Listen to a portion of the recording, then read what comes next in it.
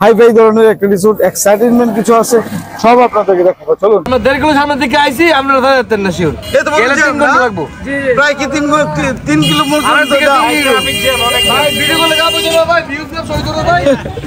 3 kilo পর্যন্ত নাকি জাম, আমরা কিভাবে যাবো এখন বুঝতেছি না। মুস্তাক ভাই আমাদের যে আপ্যায়ন করেছেন আসলে এটা বলার নয়।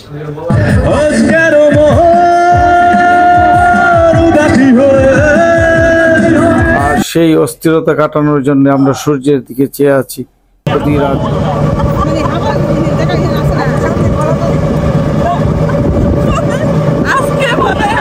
প্রমাণ পিপাসু যারা আছেন তারা এই মূর্তিকে নিশ্চয়ই ভালো করে চেনেন। এই মূর্তি কোথায় অবস্থিত তা নিয়ে কথা বলবো, তবে হ্যাঁ, আমি কিন্তু এই মূর্তি সম্পর্কে কথা বলবো না। আমি আপনাদেরকে নিয়ে যাব এই মূর্তি থেকে। আমরা এখন অবস্থান করেছি হচ্ছে ডলফিন মোড়ে, কক্সবাজারের ডলফিন মোড়ে। এইখান থেকে আমরা এখন রওনা দিব হচ্ছে ইনানি বিচ, প্লাস হচ্ছে আরো কিছু কিছু স্পট আছে, যে স্পট গুলোকে আমরা এখন ভিজিট করব। আপনাদের সঙ্গে নিয়ে আমরা এখন হাজির হব, বিভিন্ন তথ্য দিব, যে তথ্যগুলো এখান থেকে যেতে হলে কিভাবে যেতে হবে, কি কি জিনিস দেখাতে হবে, সব বিস্তারিত তথ্য দিব আপনারা। চলুন আমরা যাই, আপনাদের সঙ্গে দেখা হবে ইনশাল্লাহ। আসুন। ইনানি বিচে যেতে হলে চাঁদের গাড়ি অথবা অটোতে করে যাওয়া যায়, তবে চাঁদের গাড়িতে রেটটুকু একটু বেশি পড়ে। আর হ্যাঁ, চাঁদের গাড়িতে যদি কেউ যেতে চান তাহলে যেতে পারবেন, তবে আপনাদের সঙ্গী সাথে যদি 12 থেকে 14 জন হয় তাহলে হয়তো গেলে খুব সহজে আপনারা কম খরচে ঘুরে আসতে পারবেন। আর নয়তো করে যাব। এখন অটো ভাড়া হচ্ছে 1000 টাকা করে পার অটো, অর্থাৎ একটা অটোতে 6 জন করে ধরা যায়। আমরা যেহেতু 12 জন, সুতরাং 2টা অটো খুব সহজে আপনারা যেতে পারবেন। আমরা চলুন আমরা যাই এখন, অটোতে উঠি এবং অটোতে উঠে আমরা যাবো। ইনানি বিচে যেতে শুক্র এবং শনিবার হলে শুনেছি একটুখানি ভিড় থাকে অথবা জ্যাম পড়ে রাস্তায়, তবে আমাদের ভাগ্যে কি আছে, দুপুর 2টা 20 মিনিট, অর্থাৎ অটোতে করে এখন আমরা হয়তো 1 ঘন্টা লাগবে। ড্রাইভার ভাই বললেন যে 1 ঘন্টা লাগবে এখন আমাদের ইনানি বিচে পৌঁছতে। আর যদি কেউ জিপে যেতে চান অর্থাৎ চাঁদের কাছে যদি কেউ যেতে চান তাহলে সেই ক্ষেত্রে সময় লাগবে 25 থেকে 30 মিনিট। যদিও আমরা চাঁদের কাছে যাইনি, আর চাঁদের এখন যেহেতু প্রচন্ড ঠান্ডা, চাঁদের হয়তো খুব ঠান্ডা লাগবে, যার ফলে অনেকে অটোতে করে যাচ্ছেন। সময়টা বেশি লাগলেও আমরা কিন্তু সাগরের পাড় দিয়ে যাচ্ছি। সাগরের পাড় দিয়ে যাইলে হয়তো দেখলেও ভালো লাগবে, তার জন্য আমরা অটো করে যাচ্ছি। অটোতে আর এখানে যাওয়া যাবে না, এদিকে হয়তো প্যারাসেলিং করা হয়, যারা প্যারাসেলিং করবেন এখানে প্যারাসেলিং এর বিভিন্ন স্পট আছে। এখানে যে ইয়ে আছে কি বলে ওটা, যে স্পিড বোটে করে প্যারাসেলিং করানোর জন্য মধ্যে নিয়ে যাবে, তারপরে হয়তো প্যারাসেলিংটা করবেন। এটা এখানকার প্যারাসেলিং প্রাইস কত এটা আমি জানি না। প্যারাসেলিং যদি করতে চাই তাহলে সেক্ষেত্রে আর এখন আমরা তো যাচ্ছি ইনানি বিচে, সেই ইনানি বিচ সম্পর্কে আপনাদেরকে ধারণা দেব। আমাদের সবার সঙ্গে যারা আছে তারা হয়তো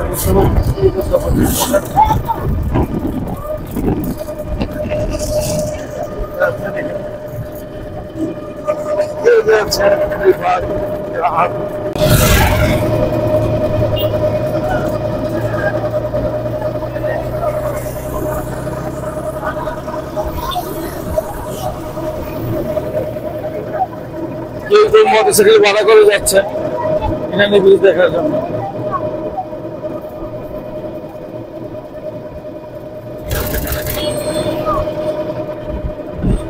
সাগর পাড় ভ্রমণের জন্য একটু মজার বিষয় হচ্ছে, একদিকে সাগর অন্যদিকে পাহাড়, অর্থাৎ সাগরের কুল বেশি পাহাড়টুকু বেশি ওঠে। অর্থাৎ সাগর একদিকে দেখা যায় যেমন, আরেকদিকে পাহাড় দেখতে আরো ভালো লাগে। পাহাড়ের উচ্চতা এবং সাগরের গভীরতা দুটো যেন মিলেমিশে একাকার হয়ে যায়। আর সাগরের পাড় দিয়ে যখন আমরা যাচ্ছিলাম তখন মনে হচ্ছিল যেন অন্য একটি রাজ্যে আমরা প্রবেশ করেছি। জনমানুষহীন যারা যাচ্ছে সবাই মনে হচ্ছে যেন পর্যটক, কেউ গাড়িতে করে, কেউ জিপে করে, কেউ মোটরসাইকেলে করে, কেউ অটো করে, সবাই যাচ্ছে একদিকেই। মনে হচ্ছে যেন ইনানি বিচ। আসলে যার যার গন্তব্য সেই কেবল বুঝে, আর আমাদের গন্তব্য তো ইনানি বিচ। আর ইনানি বিচ যেতে যেতে আরও কিছু গল্প বলবো আর সাগরের দৃশ্য আপনাদেরকে দেখানোর চেষ্টা করব।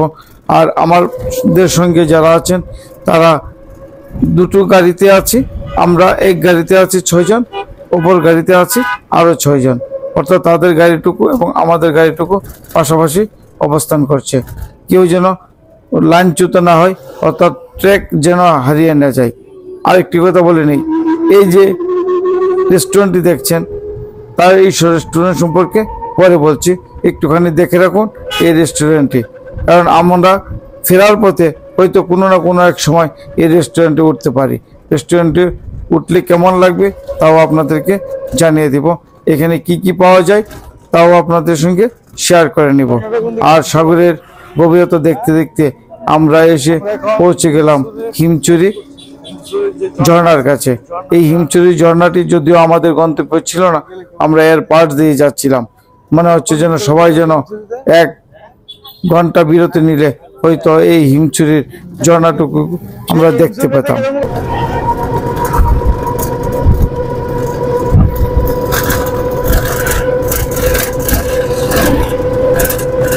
সাগরের কুল গেছে যখন আরো 10 মিনিট এগোচ্ছি, তখনই আরেকটি স্টপেজ, অর্থাৎ এখানে আমরা থামবো না। এটাও যেন একটা পিকনিক স্পট, এটা যেন দর্শনীয় একটা সুন্দর জায়গা। এই রাস্তা ধরেই আমরা যেতে পারি পাহাড়ের ভিতরে, সমুদ্রের কাছে, দুদিকেই খোলা আছে, যে যেদিকে পারে যেতে চায় যাওয়ার রাস্তা এখানে আছে। এই স্পটটুকু খুব দেখার মতো এবং বিনোদনমূলক একটি স্পট এটি। তো না, আমরা কিন্তু এখানে থামবো না, আমাদের গন্তব্য ইনানি বিচ। আর আমরা যদি এখানে থামি হয়তো আমাদের গন্তব্য মিস করতে পারি, তার জন্য আমরা সেই রিস্কটুকু নিলাম না। আমরা আবার ছুটে চললাম ইনানি বিচের উদ্দেশ্যে। দুধারের কি কি পাওয়া যায় সব দেখতে পেলাম। একদিকে জঙ্গল, আমরা কিন্তু সমুদ্রের কুল ঘেঁষে যখনই যাচ্ছিলাম সেটুকু কিন্তু আমরা হারিয়ে ফেলেছি, অর্থাৎ আমরা বুঝতে পেরেছি এখন আমাদের গাড়ি থেমে গিয়েছে, অর্থাৎ এখানে জ্যাম লেগেছে, বিশাল জ্যাম। প্রথমে শুরুতে বলেছিলাম যে আমাদের এই জ্যামটা নাকি শুক্র শনিবার প্রায় লেগে থাকে এবং বড় ধরনের একটু সময় এখানে ব্যয় হয়। আমরা এখন পৌঁছতে পারবো কিনা জেনে নিই। এখানে একটা জ্যাম পড়েছে, এই জ্যামটা মানে সব সময় নাকি পড়ে, সেটা হচ্ছে রেজু খালের উপরে যে একটা ব্রিজ আছে, সেই ব্রিজটা ওয়ান ওয়ে একটা ব্রিজ, যার ফলে দেখা যায় যে একদিকে কয়েকটা গাড়ি ছাড়ে, আবার কয়েকটা গাড়ি একদিকে যায়। প্রায় আধা ঘন্টা পর্যন্ত যারা আসবেন তারা এইটুকু মাথায় নিয়ে আসবেন, সময় নিয়ে আসবেন যে আধা ঘন্টা যদি হিমচুরিতে পার হয়ে আপনারা যদি ইনানি বিচে যেতে চান, তাহলে ইনানি হিমচুরি এবং ইনানি বিচের মাঝামাঝিতে একটা রিজু খাল আছে, সেই রিজু খালটাতে ওয়ানের রোড, যার ফলে দেখা যায় যে এখানে হয়তো আপনাদেরকে থামতে হবে প্রায় আধা ঘন্টা পর্যন্ত একটা জ্যাম পড়ে। যদি অন্যান্য সময় হয়তো আর একটু কম থাকতে পারে, আবার কিছু কিছু সময় তো বাড়তেও পারে। সুতরাং আপনারা এই সময়টুকু হাতে নিয়ে হয়তো বের হওয়া উচিত। আমরা 1.5 কিলো সামনের দিকে আইছি, আপনারা ধরে যেতেন না শিওর। গেলে 3 ঘন্টা লাগবো, প্রায় কি 3 কিলো ভাই ভিডিও কলে গাবো চলো ভাই, ভিউজ না সই করো ভাই। 3 কিলো পর্যন্ত নাকি জাম, আমরা কিভাবে যাবো এখন বুঝতেছি না। শুক্র শনিবারে এই সমস্যাগুলো হয়, যারা পর্যটক আছেন তারা এই সময়টা শুক্র শনিবারের জন্য আছেন, শুক্র শনিবারে ব্যস্ত হয়। এখন ওরা ফিরে যাচ্ছে, এখন আমরা যাবো কিনা সেটা বুঝতেছি না। অন্য দর্শনার্থীদের ফিরে আসা দেখে আমরাও দ্রুত সিদ্ধান্ত নিয়ে ফেললাম, না আমরা আর যাব না, আমরা অন্য একটি গন্তব্যে পৌঁছে যাই। কারণ যদি এখন ইনানি বিচে যাওয়ার চেষ্টা করি তাহলে আমাদের ফিরতে ফিরতে সেখান থেকে হয়তো রাত্রে 10টা-11টা বেঁচে যেতে পারে, অর্থাৎ আমাদের এই মুহূর্তে এই রিস্কটুকু নেওয়া মোটেও সম্ভব না। সুতরাং আমাদের গাড়ি পিছন দিকে ফিরে যাচ্ছে, কারণ আমরা সিদ্ধান্ত নিলাম আরেকটি স্পটে আমরা যাব। চলুন যাই। আমি এখন আপনাদেরকে নিয়ে যাব মারমেড যে রিসোর্ট আছে সেই রিসোর্টে। এটি অবস্থিত হচ্ছে কক্সবাজার আর এদিকে হচ্ছে ইনানি বিচ, এর দুটোর মিডল পয়েন্টে এই বিচটা। আসুন আমরা বিস্তারিত যাই। এখানে খুব হাইফাই ধরনের একটা রিসোর্ট, এক্সাইটেডমেন্ট কিছু আছে, সব আপনাদেরকে দেখাবো। চলুন। শুরুতেই বলেছিলাম আমাদের গন্তব্য ইনানি বিচ, আর সেই জন্য আমি দর্শকদের কাছে ক্ষমা চেয়ে নিচ্ছি, ইনানি বিচে যেতে পারলাম না। আর তার চেয়েও বড় কথা হচ্ছে ইনানি বিচ থেকেও আরো সৌন্দর্য বর্ধিত একটি রিসোর্টে আমরা এসেছি, যেন আমাদের দর্শক নিরাশ না হয়। এবং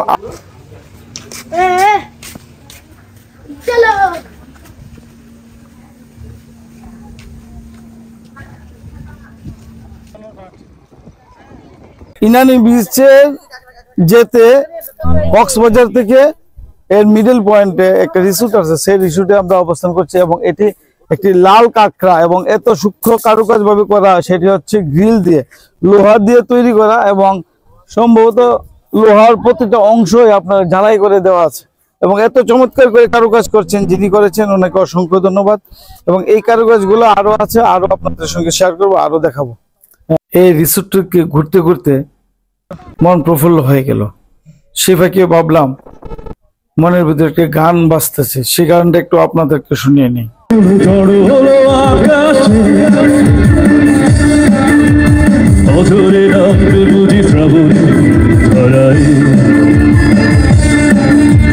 শ্রাবণের মেঘগুলো ঝড় হলো আকাশে, বছরে নামবে বুঝি শ্রাবণে ছড়ায়। আজকের উদাসী হয়ে পুরো জানায় যায় হারাতে, আজকের উদাসী হয়ে পুরো জানায় যায় হারাতে। শ্রাবণের মেঘগুলো ঝড় হলো আকাশে, অঝরে নামবে বুঝি শ্রাবণে ছড়ায়।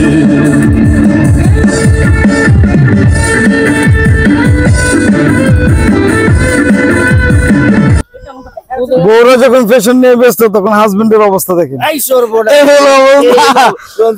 ব্যাগ, জুতা, স্যান্ডেল, কাপড় যা আছে তার হাজবেন্ডের কাছে থাকে।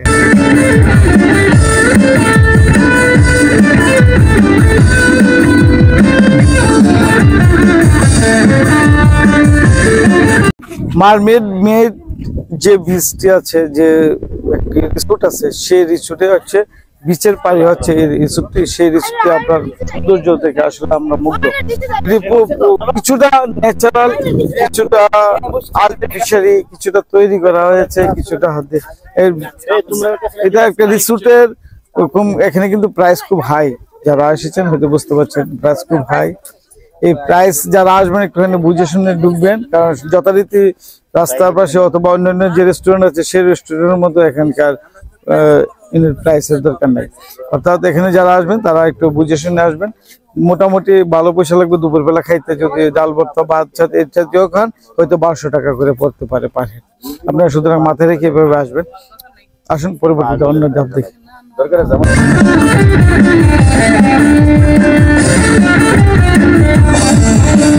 কবিতার বই সব খুলেছি, বিমেল হাওয়ায় মন ভিজেছে, জানালার পাশে চাপা মাধবী, বাগান বিলাসী হেনা দুলছে।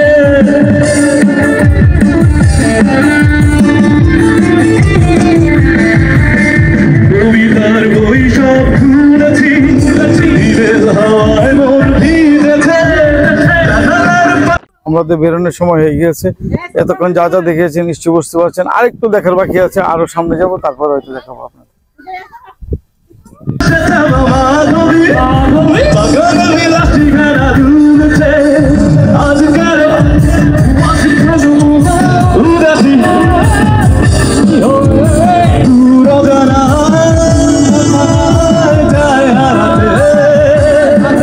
জুস বার আছে এখানে, আপনি যা খেতে চান ফল ফ্রুটস দেওয়া আছে, একে লাইভ জুস বানিয়ে তারপরে আপনাকে দেবে।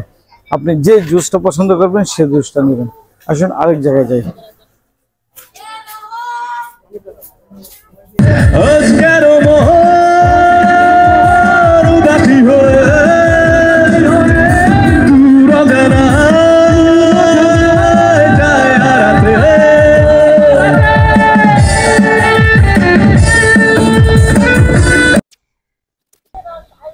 আপনারা কেনাকাটা করতে চাইলে এখানে করতে পারবেন। কাপড় আছে, কিছু পোশাক আছে, খুব সম্পূর্ণ একটা গ্রামীণ পরিবেশে এটা করা।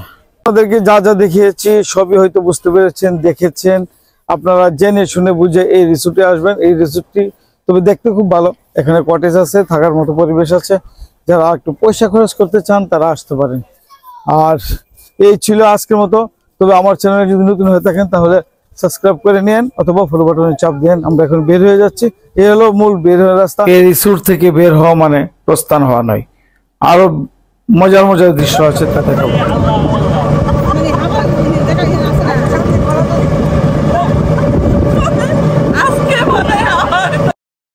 ক্ষুধার রাজ্যে পৃথিবী গদ্যময়, তারপরে যেন হাসি থামছে না। কোথায় খাবো কেউ বুঝতেছি না। এই যে হোটেলে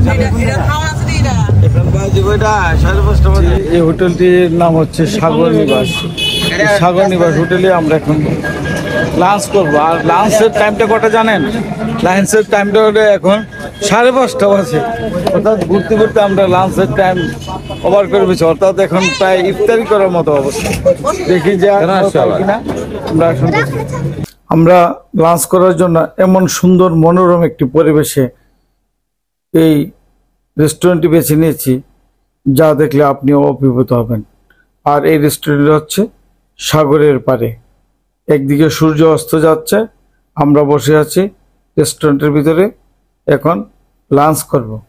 আসলে এখন সন্ধ্যাকালীন ইফতারের সময় হয়ে গিয়েছে, কিন্তু এখন লাঞ্চের সময় প্রায় শেষ।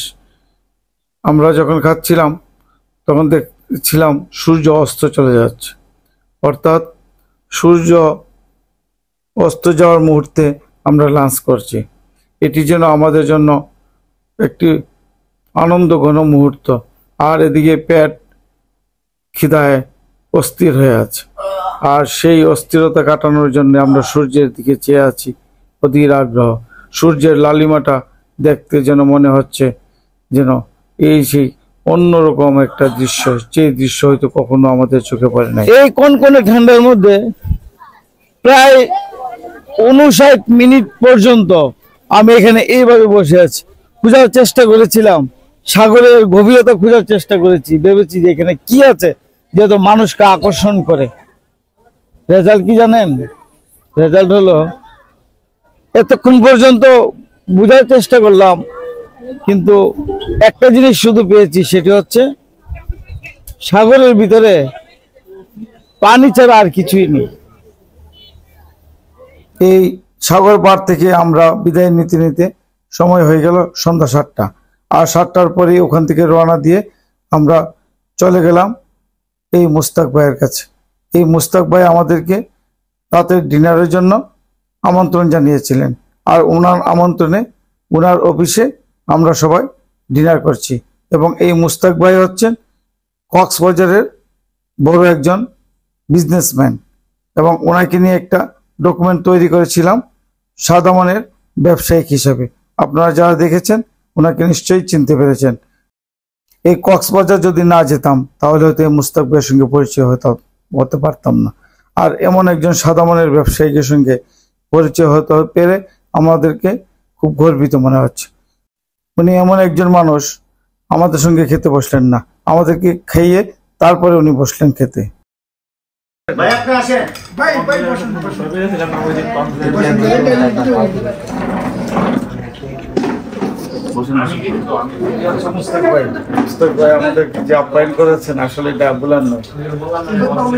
রাতের খাবার শেষ করে আমরা হোটেলে ফিরে আসলাম।